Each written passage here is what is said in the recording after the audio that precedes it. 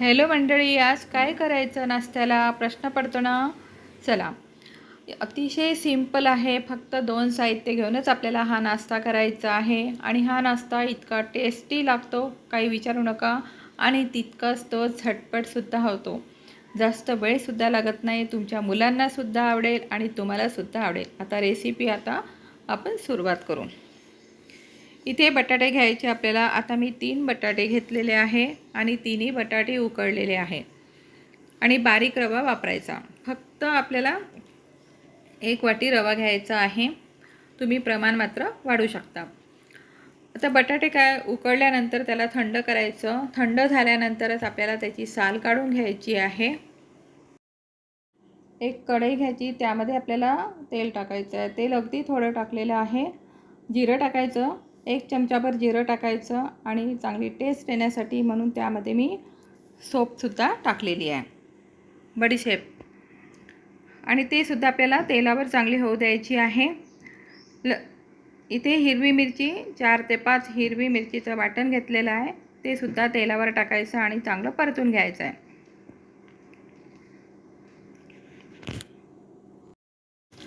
नंतर आपले बेसिक मसाले, थोडी हळद टाकायची आणि थोडंसं तिखट टाकायचं. आपण बटाटे घेतले होते, त्याला मॅश करून घेतले मी आणि ते बटाटे त्यामध्ये टाकायचे. इथे मी बटाट्याची सुकी भाजी करून दाखवणार आहे आणि चवीनुसार मीठ टाकायचं.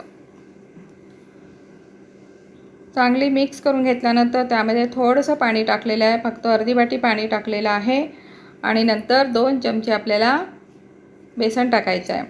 बेसन टाकल्यानंतर परत चांगलं होऊ द्यायचं. चांगली वाफ आली की मग आपल्याला काय करायचं, गॅस बंद करून घ्यायचा आहे आणि भाजी थंड करायला ठेवायची आहे.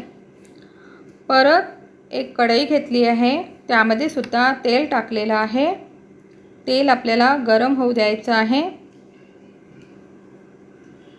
तेल गरम झाल्यानंतर हिरव्या मिरचीचं वाटण त्यामध्ये टाकायचं. इथे सुद्धा 2 किंवा 3 मिरच्या आपण घ्यायच्या, जास्त घ्यायच्या नाही आणि त्याचं वाटण टाकायचं आहे. 1 वाटी आपण रवा वापरलेला होता म्हणून मी त्यासाठी 2 वाटी पाणी घ्यायचं आपल्याला. त्याच वाटीने चवीनुसार थोडंसं मीठ. नंतर रवा टाकायचा आपल्याला. रवासुद्धा 1 वाटीच घेतलेला आहे आणि थोडा थोडा टाकत आपल्याला पूर्ण मिक्स करून घ्यायचं आहे.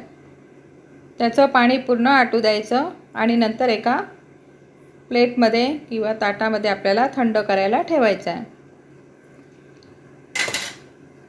थोडं कोमट झाल्यानंतर त्याचा आपल्याला गोळा करून घ्यायचा आहे. चांगला प्लेन असा गोळा, आपल्याला सॉफ्ट असा गोळा करून घ्यायचा आहे.